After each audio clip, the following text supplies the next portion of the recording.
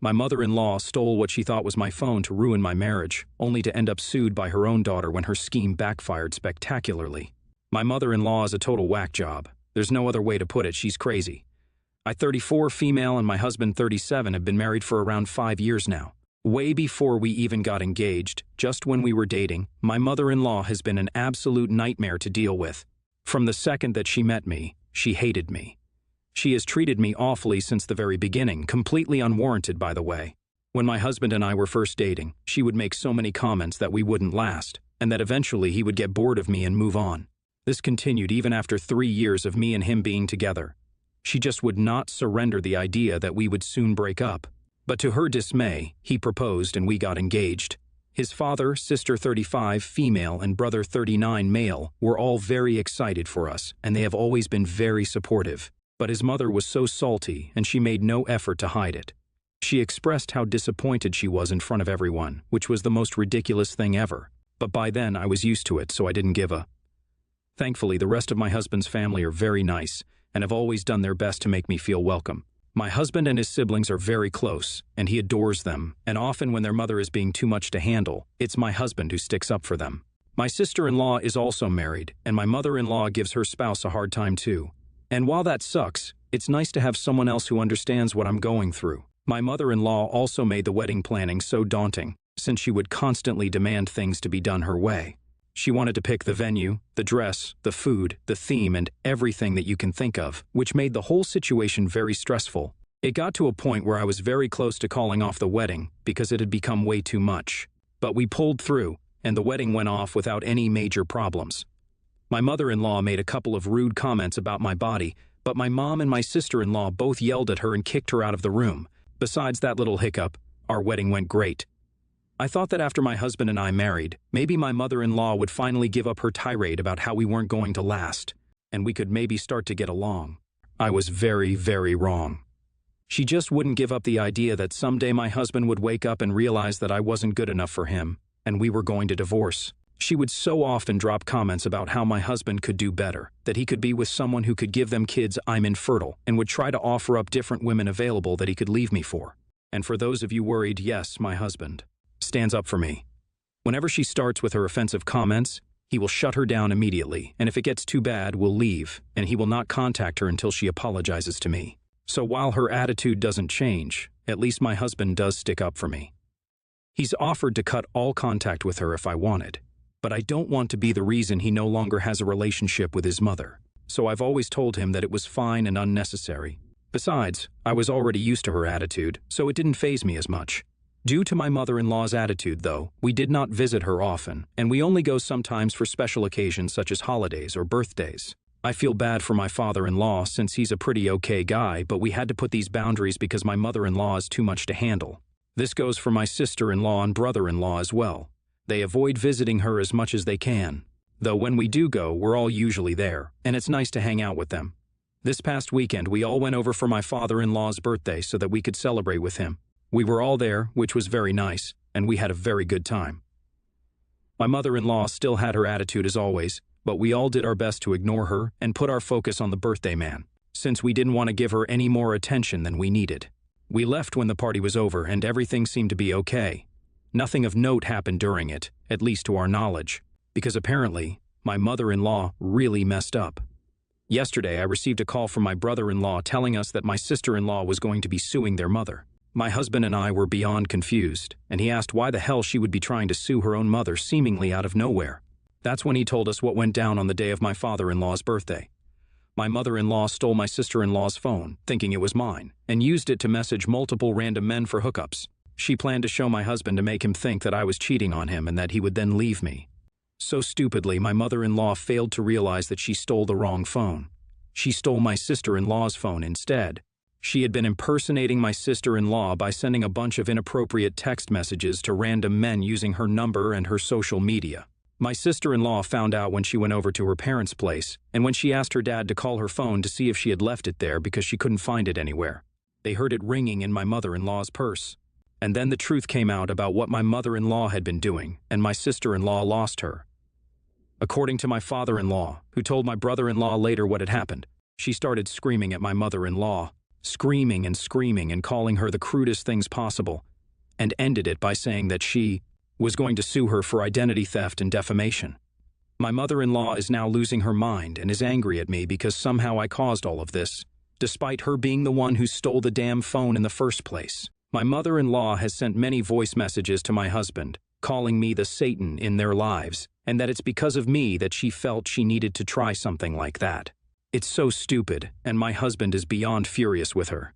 I highly doubt that it was my fault at all, but what's your guys' opinion? You guys are hilarious with your replies. Thanks to everyone who reached out. I have some tea after a couple of weeks, so get ready for it.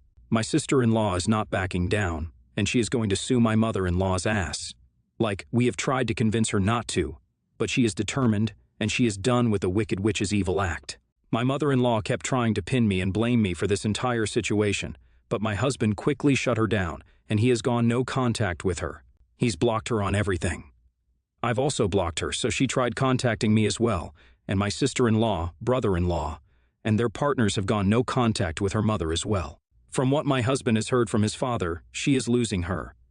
She's completely flabbergasted about how her own children can turn on her like this, and other BS like that. My sister-in-law is going to try and sue her for theft, defamation, and identity theft. She's gotten a lawyer, and right now they're in the process of setting a court date to settle this. It's been a crazy couple of weeks, and I'm honestly proud of my sister-in-law for having the balls to take her mom to court. My mother-in-law had this coming for so long, so this is very satisfying. My husband has also hinted that my father-in-law is also growing tired of his wife's crap and has threatened to kick her out of the house. Again, I feel bad for the guy since he's such a pretty decent dude, but I'm hoping that for his sake things will settle down eventually. But that's all the information I have for now. I'll keep you guys updated if anything else changes or if there are any new developments. It's been maybe a month or two later, and I thought it'd be good to update everyone who is interested in what was happening. My sister-in-law did take her to court, and in the end, they settled with my mother-in-law paying a hefty fee to my sister-in-law for the damage she caused. And my sister-in-law got a restraining order against her mom since she doesn't want to see her ever again. It's a sad situation, but I understand why. After so many years of toxicity from my mother-in-law, anyone would get tired. My father-in-law has also decided to file for divorce since he cannot stand her anymore, and my mother-in-law lost it when he served her with divorce papers. She apparently ripped them up, and when he tried to leave, she locked the door and tried to force him to stay, so he had to call the police, and they came in and removed her from the house. They got divorced officially maybe a month ago or so. After she had been kicked out by my father-in-law, she decided it was a good idea to show up at our place, and when I opened the door, she forced her way inside while screaming at me. ISTG, my ears almost started bleeding. I kept trying to make her leave, but she refused and kept screaming at me before she shoved me and caused me to fall to the ground and hit my head against our table. Thankfully, it wasn't anything too serious. I was worried that she was going to try something more, but my husband came home, and he kicked her out and called the police on her. She got charged with assault for hitting me, and we got a restraining order against her as well. All of my mother-in-law's children, including my husband, have gotten no contact with her and refused to have any semblance of a relationship with her, especially after she forced her way into our house and injured me. No one knows anything about her, so I'm hoping that she never shows her face ever again. Ever since she was forced to leave, things have been peaceful. We visit my father-in-law a lot more, and we all get together more frequently, and it's nice. My sister-in-law is pregnant, so that's also really exciting, and I can't wait to be an aunt. Sister-in-law better sue that mother-in-law. She's crazy, Imao. She makes crazy eyes look normal. I think your mother-in-law needs a padded room. Grippy sock jail. I, female, 19, recently moved into a house I inherited from my grandfather. I major in psychology, and my university is close to the house, which is why I moved in, as it is just overall easier for me. The house is decently sized with a nice backyard with a high fence and mostly nice neighbors. Mostly everyone in the neighborhood was pretty welcoming and nice, except the woman that lived in the house directly to the right of mine. She's a very religious person, and her entire family is. She goes to church every Sunday. Now to the story.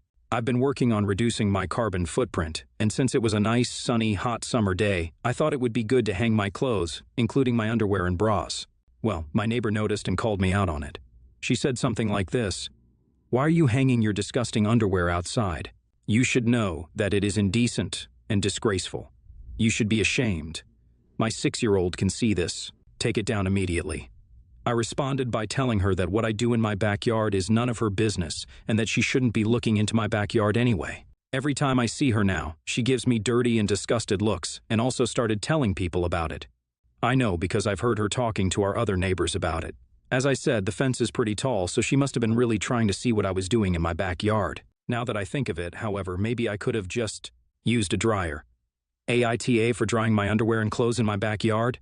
NTA for drying your laundry, including undergarments, outdoors. It was common practice not long ago. It still is in many areas. I've noticed a few neighbors that hang laundry outdoors in warm weather. Never have I noticed their undergarments. I don't think that your neighbor's 6-year-old is concerned about your undergarments. I know that modesty is important in some religious circles, but your neighbor is more than a bit out of line here. No, absolutely NTA. People have been hanging clothes on lines to dry since people started washing laundry. She does not get to tell you what to do on your property. You don't have to change to fit her deranged view of life. If you are wanting to keep the peace so you don't have to deal with her, hang a sheet or your towels to block her view of your undergarments. My sister is a mom of 4 right now. She has Sloan 14 female and Sheehan 13 male and Riley 7 male and Bria 4 female. Sloan and Sheehan have the same dad, my sister's late husband, Robbie. Robbie died 6 years ago, and 5 years ago my sister met Shane, her current husband. Shane already had Riley when he and my sister met, but Riley had no mom in his life, so my sister has taken over that role, and Riley calls her mom. Back when my sister and Shane first got married, Sloan and Sheehan had told me how their mom called Riley her son, how she and Shane called him their brother, but how they didn't think of him as their brother. They said that sometimes Shane would be called their dad too, and they didn't feel that way either. They asked me not to tell their mom because she wouldn't like that and would try to change how they felt. I told them they could talk to me if they needed to, and I hoped things would be okay. They said they weren't happy, but they didn't feel the way their mom wanted them to.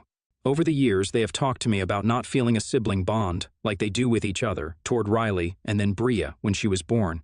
They also don't consider Shane their parent, and even though they call him their stepdad, they do think of him differently than Robbie and my sister. The truth came out a few weeks ago because Sloan made the scrapbook as suggested by her therapist.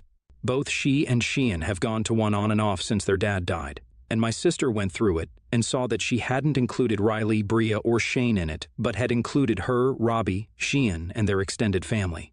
She also had stuff about her best friend in there. My sister talked to both her and Sheehan, and they told her how they felt. She then spoke to us afterwards. She told me I hadn't looked surprised, and why was that? I told her that it hadn't surprised me. She said I knew, then asked me how could I not tell her. I'm supposed to be her brother, and I let her continue thinking everything was perfect when her kids were putting up walls around their hearts, and how she could have done more, could have focused more on time between the older kids and the younger kids. I told her that the kids hadn't wanted her to know, and I didn't want them to feel like they couldn't talk to me. She said it was no excuse. She told me I had failed as an uncle to all 4 by allowing this distance to grow. AITA? NTA. Distance didn't grow, it was always there. Your sister created the distance by trying to force them into a mold that suited her new family and making them feel like they had to feel how she wanted them to. You did right, and you should continue to be a safe adult for those kids. They will need it. My wife and I got married on the Saturday before Halloween and just returned from our honeymoon and still can't come to an agreement about this issue. We always wanted a Halloween wedding but didn't want to get married on a Monday night for multiple reasons. However, if Halloween had fallen on a Saturday, we could have gone with it. Anyway, during the wedding, there was a conversation about having a wedding on an actual holiday, and my mom said she wouldn't have come. Everyone was kind of shocked and asked her to clarify. My mom said people who get married on holidays are selfish, and she would never take trick-or-treating away from my sisters when we could have chosen any other day.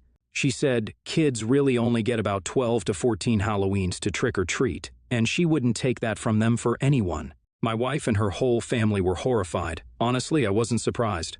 I knew she felt that way, and she had actually previously missed her sister-in-law's wedding as it was on Nye. My wife told my mom she was being rude, and who says that in front of the bride? She said she was also playing favorites, and if our wedding is that unimportant, she can leave. My mom was like, it isn't Halloween though, so it is a non-issue. But my wife was upset. She asked me in private to make her leave, and I declined. I felt that my mom was not disrespecting her specifically, just giving her opinion, and I wasn't kicking my mom out of my wedding over a hypothetical situation. We by no means spent the honeymoon fighting over this, but I was wondering if she still feels strongly that I should have kicked her out. NTA, she was just stating her opinion, and as she said, it's a non-issue since it's hypothetical. She also wasn't playing favorites in any conceivable way, since she said she'd feel the same for anyone, and because she already missed her sister-in-law's wedding when it took place on a holiday. I do see her point. I wouldn't call people who have holiday weddings selfish, per se, but I can see why she'd want to preserve Halloween memories for the kids since they don't have, very many growing up. She didn't say she tried to make you change your mind if the date did fall on Halloween. She would respect that, but just choose not to attend. NTA, and I actually agree with your mom, even though I went into this expecting otherwise.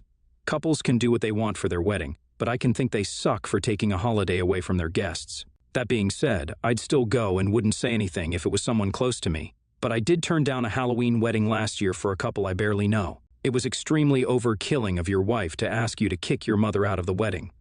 That's absurd. She just gave her opinion, and since it wasn't on Halloween, so it didn't get in the way, what's the big deal? NTA, neither is your mom. She was asked, and now your wife wants to punish her for being honest. I agree with your mom. I got married on Valentine's Day, biggest mistake. We haven't gone out to celebrate in years. It's too crowded. Everyone else has plans. Couldn't even do the 25th party. I would never recommend it, and I assume when she was asked why, she probably felt like explaining it so people understood it wasn't personal.